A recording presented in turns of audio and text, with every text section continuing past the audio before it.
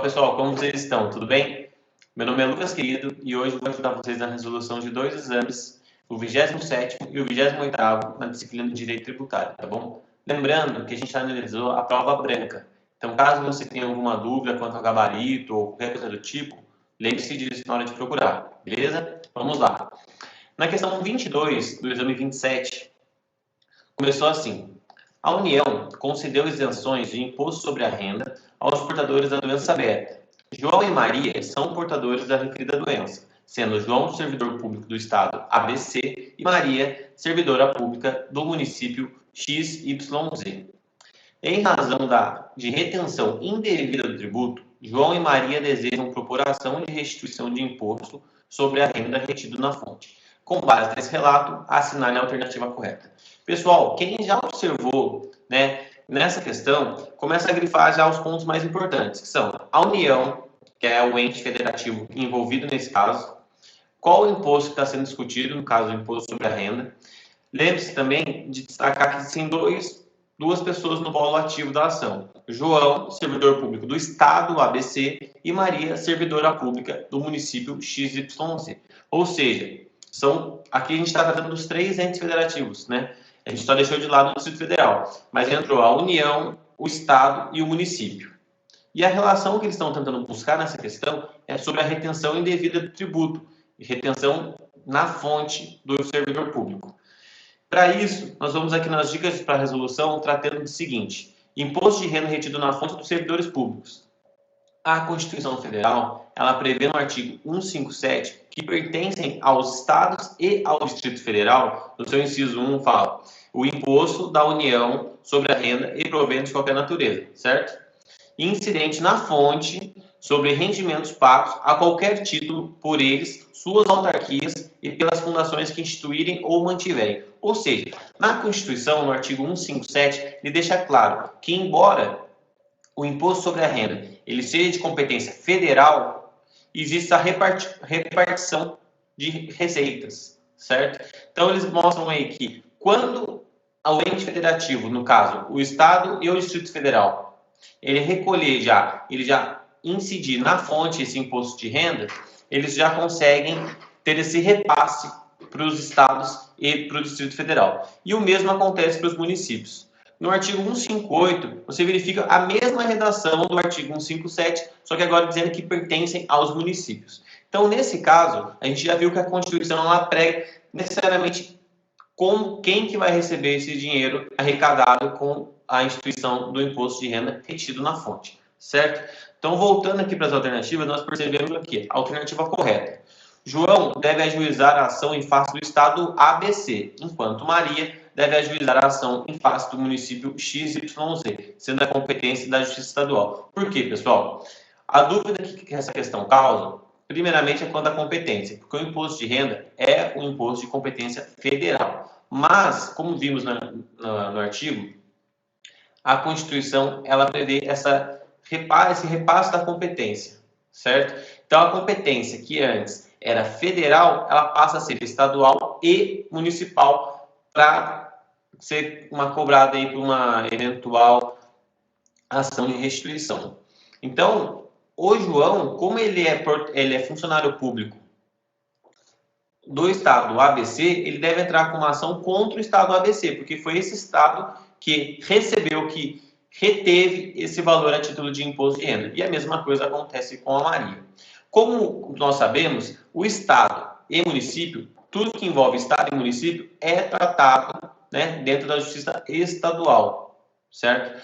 Deixando as questões de tributos federais para a Justiça Federal. Então, a alternativa correta é a alternativa B, tá bom? Vamos lá agora para a próxima questão. Questão 23.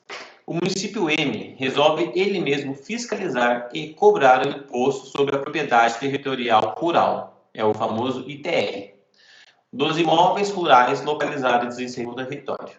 Acerca desse cenário, assinale a afirmativa correta. Vamos lá, pessoal. Um ponto muito importante. Mais uma vez, nós vamos analisar a Constituição Federal, tratando agora de fiscalização e repartição de receita. Mesma coisa trazida na questão 22. Vamos lá. O imposto sobre a propriedade Territorial Rural, o ITR, é um tributo de competência da União. Porém, o artigo 153 prevê a possibilidade do município fiscalizar e efetuar a cobrança, desde que não implique em redução do imposto ou qualquer outra forma de renúncia fiscal. Como a gente sabe, no Brasil são mais de 5.200 municípios.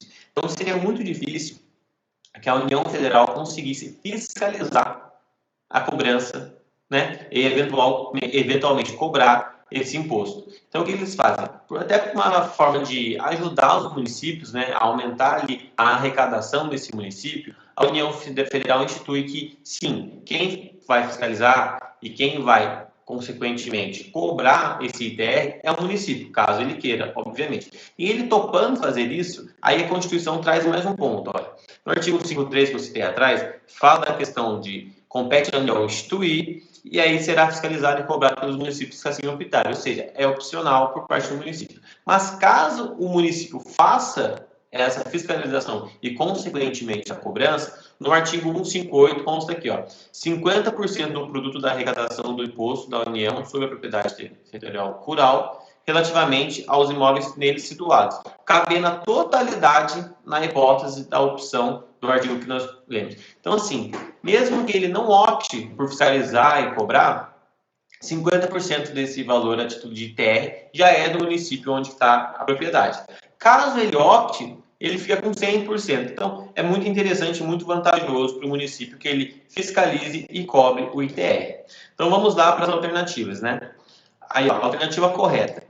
O município M poderá optar, na forma da lei, por fiscalizar e cobrar diretamente o ITR. Pessoal, não tem muita dúvida, não tem muita discussão nessa questão. É, mais uma vez, a cobrança literária da Constituição Federal, certo? Vamos lá agora para a questão 24, tratando o seguinte. A sociedade empresária ABC, atuante na área de prestação de serviços de limpeza, em dificuldades financeiras, não estava conseguindo realizar o pagamento dos tributos federais.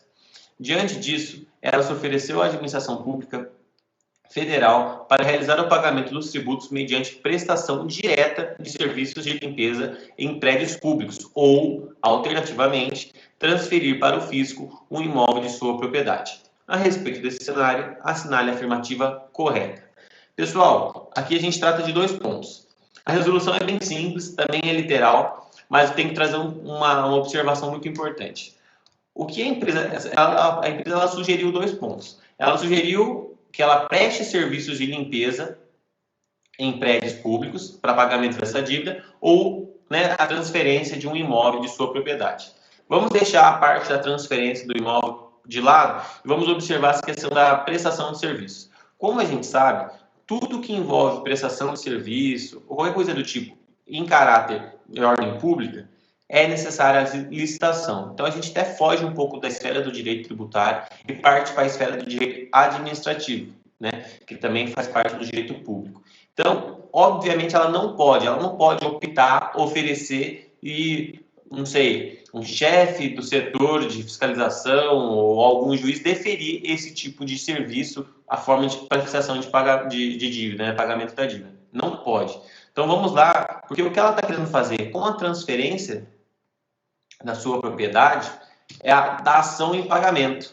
E é uma forma de extinção do crédito tributário que está previsto no Código Tributário Nacional e no artigo 156 traz o seguinte: extinguem o crédito tributário, vamos lá, a dação em pagamento de bens imóveis na forma e condições estabelecidas em lei. Ou seja, é possível sim você dar um imóvel que esteja em seu nome para pagamento de algum crédito, de algum débito, e com isso, depois esse imóvel vai ser leiloado e o valor revertido em prol do ente federativo ao qual você devia. Então vamos lá, a alternativa correta. A proposta de transferência de imóvel do contribuinte para a Fazenda Pública Federal para pagamento de tributo é admissível por expressa permissão legal. Perfeito, gente. A alternativa C é a correta, está previsto no CTN, não tem que se discutir. Vamos lá agora para a questão 25, tá bom? Em dezembro de 2017, João adquiriu o domínio útil de um terreno da Marinha. No ano de 2018, foi surpreendido com a chegada de duas notificações. Uma da Secretaria de Patrimônio da União, para pagamento do furo anual à União, e outra do município, contendo a cobrança de IPTU do imóvel. Acerca desse cenário, assinale a afirmativa correta. Antes da gente analisar aqui a alternativa correta, vamos verificar alguns pontos. Sempre que a gente fala de IPTU, remete-se à propriedade e também está previsto no CTN. Então a gente tem que pensar um ponto no seguinte: não é só de propriedade que trata o artigo 32 do CTN, que fala de IPTU. Vale uma breve leitura do artigo 32. O que ele diz que seria o fato gerador do IPTU? O imposto de competência dos municípios sobre a propriedade predial e territorial urbana tem como fato gerador a propriedade, o domínio útil ou a posse de bem imóvel por natureza ou por acessão física, como definido na lei civil, localizado na área urbana do município. Certo? Nessa questão, João tem um domínio útil. A questão ela deixa bem claro que João adquiriu o domínio útil de um terreno da Marinha. Então, o que acontece? João está configurando o fato gerador do IPTU. Então, sim, ele é devido e a alternativa correta é a seguinte: a cobrança do IPTU é devida, pois o titular do domínio útil também é contribuinte do IPTU. Perfeito? Então, a alternativa A correta também, letra de D. Por fim, vamos lá para a questão 26 do exame 27 da ordem. A pessoa jurídica Sigma teve lavrado contra si um auto de infração. A autuação fiscal lhe impôs multa pela falta de exibição de notas fiscais durante um determinado período. Após ser citada em sede de execução fiscal, a pessoa jurídica Sigma alegou em embargo da execução fiscal que não apresentou as notas fiscais porque elas haviam sido furtadas por seu antigo gerente geral, que, com elas, praticara ilícito criminal, tendo sido, por isso, condenado na esfera penal por sonegação fiscal e furto daquelas notas. Com base nessa narrativa, no que tange ao pagamento da multa tributária, assinale a afirmativa correta. Pessoal, vamos lá. Dicas para resolução. Responsabilidade tributária. O que acontece? Primeiramente, a gente tem que entender quais são as possíveis responsabilidades que os diretores e gerentes eles têm sobre o não pagamento ou qualquer tipo de fraude e, consequentemente, vão resultar na empresa, na pessoa jurídica, certo? Então, o que a legislação diz? No artigo 135 do CTN, fala o seguinte: são pessoalmente responsáveis pelos créditos correspondentes a obrigações tributárias resultantes de atos praticados com excesso de poderes ou infração de lei, contrato social ou estatutos. Vamos lá, inciso terceiro: os diretores, gerentes ou representantes de pessoas jurídicas de direito privado. Então, a lei ela deixa claro que quando o gerente ou o diretor ou representante dessa pessoa jurídica ela agir de uma forma em excesso de poder, ou seja, ela faz algo do tipo: olha, não vamos pagar imposto, não vamos pagar tributo, porque eu acho que é a melhor forma da gente tocar nesse momento. Se ela faz isso, ela está agindo com excesso de poderes. E, consequentemente, ela pode sim ser responsabilizada por esses tributos que deixaram de ser pagos pela pessoa jurídica. E, além disso, em infração de lei, né? Como consta lá no denunciado, esse cara, que era o diretor da empresa, né? Se não me engano, gerente da empresa, ele foi até, chegou a ser condenado por sonegação fiscal e furto daquelas, certo? Então, vamos lá observar a alternativa. A responsabilidade é pessoal do antigo gerente por ter cometido infração conceituada na lei como crime. Mais uma vez, literal, está lá. No artigo 135, ele consta expressamente que o diretor, o gerente, aquele que tem um poder, um cargo mais alto na empresa, se ele praticar um ato com excesso de poderes ou infração na lei, que é o que aconteceu nesse caso, ele vai ser sim responsabilizado pessoalmente por esse débito, não podendo essa cobrança recair sobre a pessoa jurídica que nada podia fazer. Às vezes estava totalmente sob os cuidados dessa pessoa, desse gerente, desse administrador que cometeu esse tipo de ato e, consequentemente, prejudicou a pessoa jurídica. Certo? Vamos lá, pessoal, agora para a resolução do 28º exame da ordem. Antes disso, mais uma vez, eu sempre gosto de pedir para vocês, caso tenham gostado da resolução, tenham dúvidas, podem comentar aqui no YouTube. E, por favor, curtam o nosso canal, curtam esse vídeo, compartilhem com os amigos. A prova da ordem está chegando, né? Dia 13 de junho, está bem pertinho. Então aproveita para ver esses vídeos, né? Pode até acelerar aí para conseguir ver bastante vídeo no mesmo dia, mas é muito importante essa resolução, porque a gente traz os pontos mais importantes, né? A gente já traz como que a OAB vem cobrando nos exames anteriores e também onde você deve observar o olhar que você deve ter para resolver essas questões, tá bom? Então vamos lá, questão 22. O Distrito Federal instituiu por lei distrital a contribuição para custeio do serviço de iluminação pública. Um contribuinte insurgiu-se judicialmente contra tal cobrança, alegando que a instituição pelo Distrito Federal seria inconstitucional. Diante desse quadro, assinale a afirmativa correta. Pessoal, mais uma vez, até um ponto que eu gostaria de ressaltar, tanto o 27º exame, quanto esse que a gente está analisando agora, o 28º, eles não fugiram para questão simulada, jurisprudencial. Eles cobraram a literalidade da lei. Então, uma dica que eu posso dar para vocês, leiam a Constituição Federal na parte que trata de direito tributário, né? E leiam o Código Tributário Nacional. Você vai perceber que muitas vezes ele até repete a própria redação da Constituição Federal, mas traz algumas ressalvas, né? Ele tenta trazer de uma forma mais específica. Lembrando que o Código Tributário Nacional ele foi recepcionado no ordenamento jurídico brasileiro como uma lei complementar, ou seja, a Constituição Federal ela falava dos tributos, de como deveriam ser cobrados, as competências, repartições, mas ela precisava de uma lei, né? No caso, uma lei complementar para a instituição desses tributos, né? Então, o Código Tributário Nacional veio com essa função. Então, a importância da leitura é fundamental para a resolução das questões. Então, agora, mais uma vez, a gente vai ter que observar a Constituição Federal, nesse caso, no artigo 149-A, que fala: os municípios do Distrito Federal poderão instituir contribuição na forma das respectivas leis para custeio do serviço de iluminação pública, observado o disposto no artigo 150, inciso 1 e 3º. Até aqui, nesse caso, por incrível que pareça, tem uma súmula vinculante do STF que fala que o serviço de iluminação pública não pode ser remunerado mediante taxa, o que assegura que é necessário, sim, ser instituído por forma de lei. Então, vamos lá para as alternativas corretas. A alternativa correta, desculpe.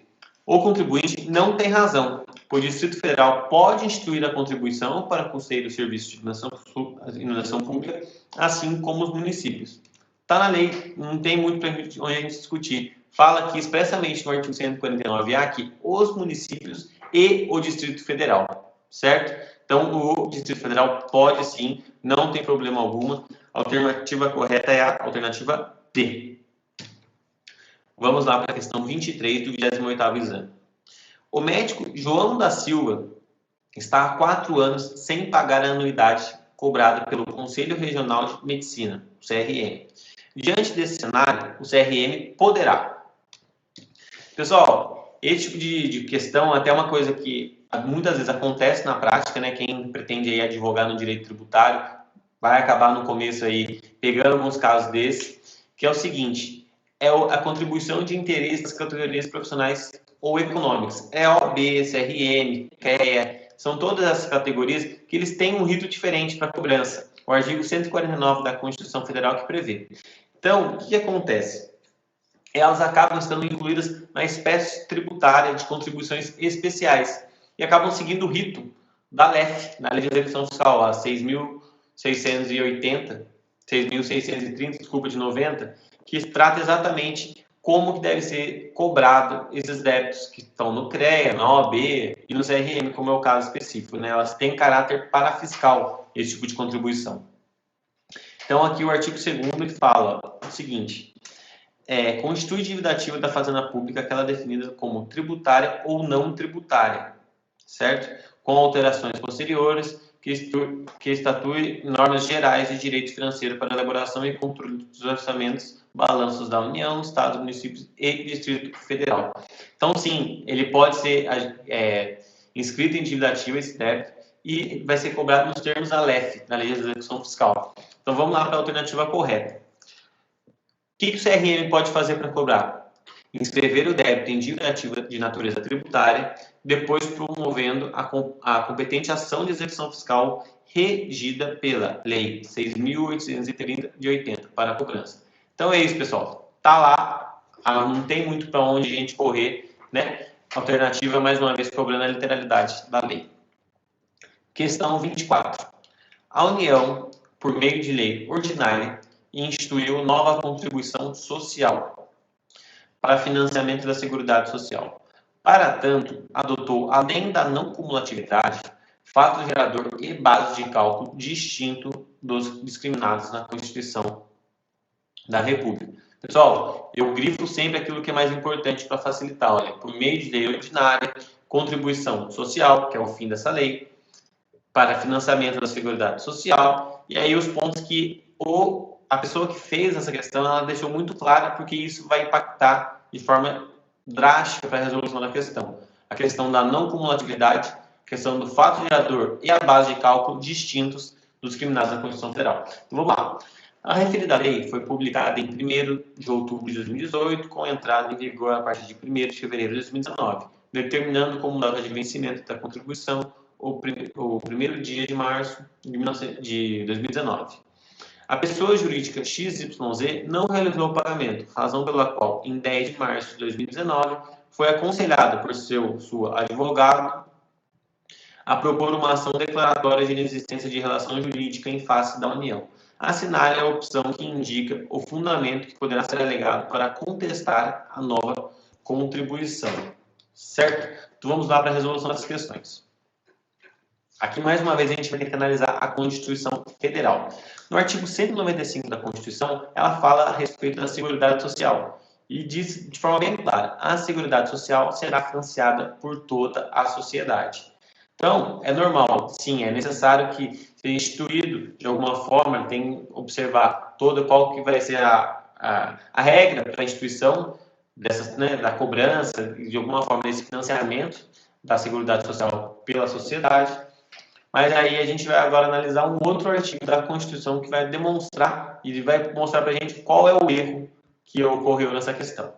O artigo 154 diz o seguinte: a União poderá instituir, mediante lei complementar, impostos não previstos no artigo anterior, que fala dos impostos, né, da Constituição, desde que sejam não cumulativos e não tenham fato gerador ou base de cálculo próprios dos discriminados nessa Constituição. Então você percebe que a pessoa que fez essa questão, ela observou, ela trouxe ali a questão da não cumulatividade e também a questão do fato gerador, base de cálculo, para enganar. Ela fala: olha, você vai bater o olho lá, putz, verdade.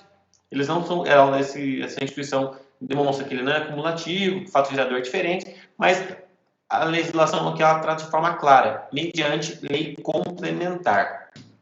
Como está falando aqui na alternativa, que a União instituiu por meio de lei ordinária. Então, essa instituição ela é indevida, ela é inconstitucional. Ela está contrária ao artigo 154 da Constituição Federal. Então, vamos lá para as alternativas. Do que poderia ser alegado por esse contribuinte por meio de uma ação declaratória?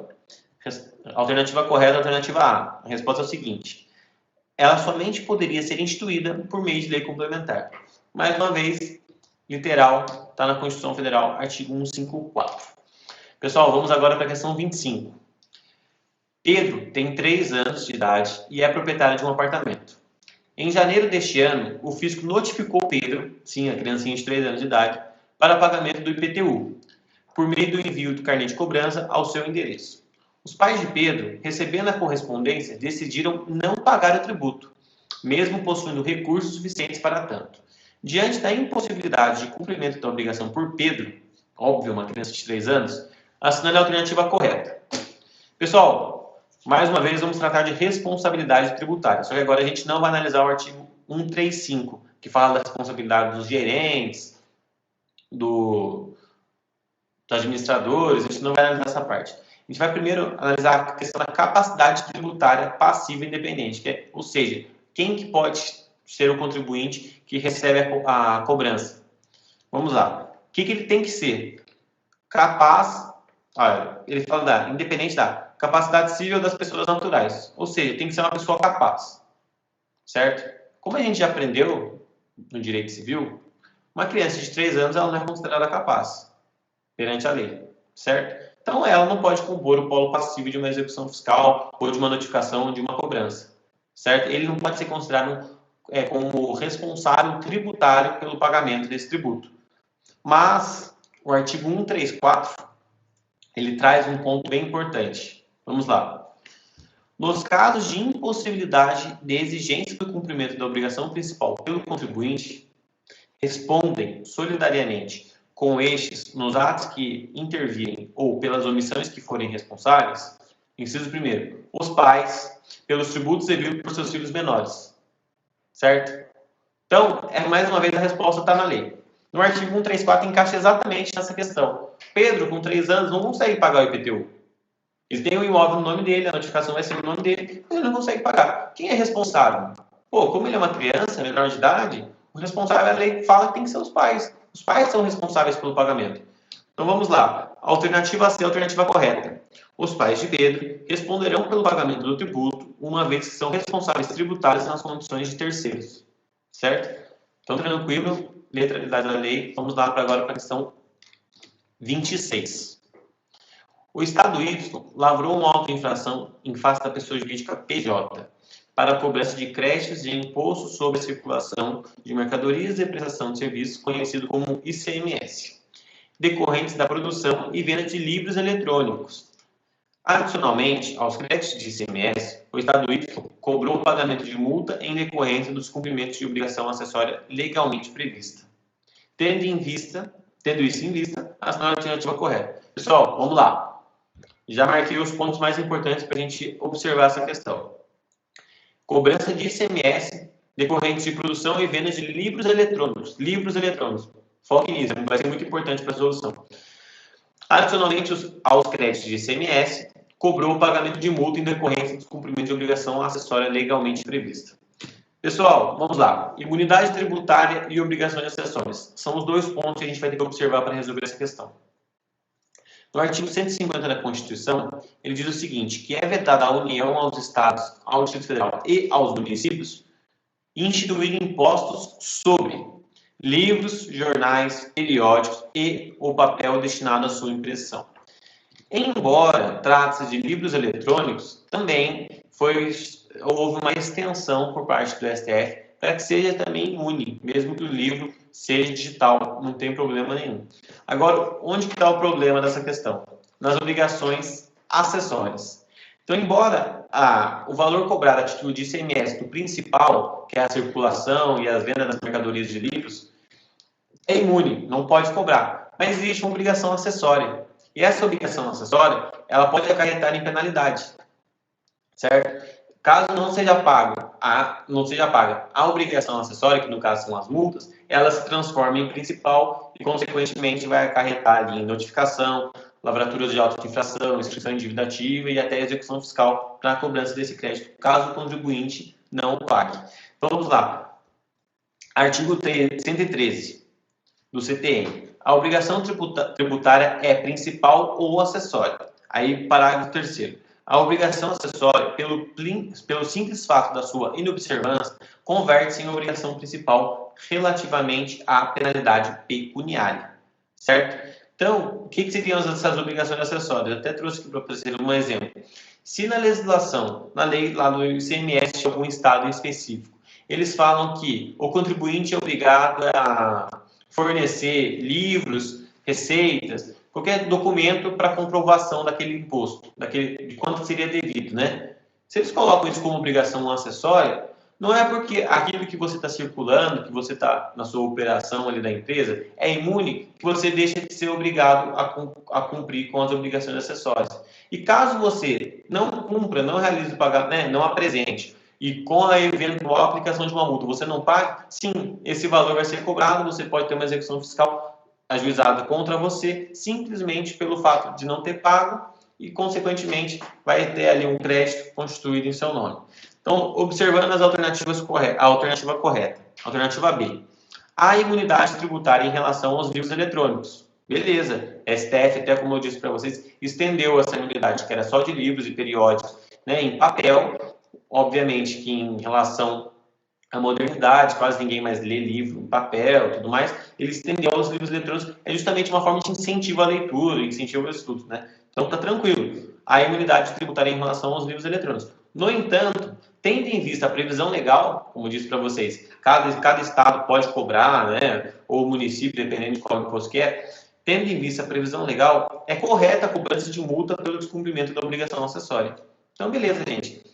tá lá, o Código Tributário Nacional, ele deixa bem claro que sim, pode ocorrer, embora haja imunidade, pode ocorrer a cobrança da multa por falta de cumprimento da obrigação acessória.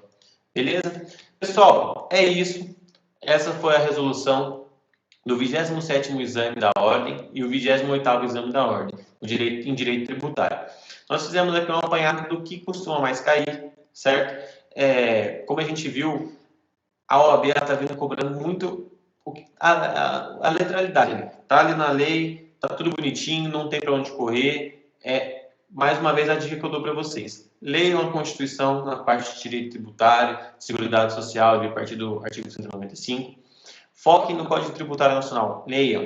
Você vai ler ali, sei lá, 100 artigos, mais ou menos, 120 artigos, bem rápido, bem fácil, e você vai conseguir memorizar. Porque a hora que você estiver lendo uma questão de direito tributário, você vai remeter. Olha, em algum momento eu li algo que trata disso aqui, deixa eu dar uma olhadinha no CTN e ver se eu acho. Vai por mim, fica bem mais fácil. Beleza? Pessoal, a prova está chegando, mais ou menos aí, 13, 14 dias para a prova, para a primeira fase. Então, coloquei aqui minhas redes sociais, estou disponível caso tenha alguma dúvida, tenha alguma dificuldade, podem mandar mensagem, podem mandar e-mail, que a gente vai tentar resolver juntos e tomara que dê certo. Boa prova, foco, agora nesse período de reta final, estudem bastante, que vale a pena e vai dar tudo certo no final. Beleza? Valeu, pessoal, um abraço. Tchau, tchau.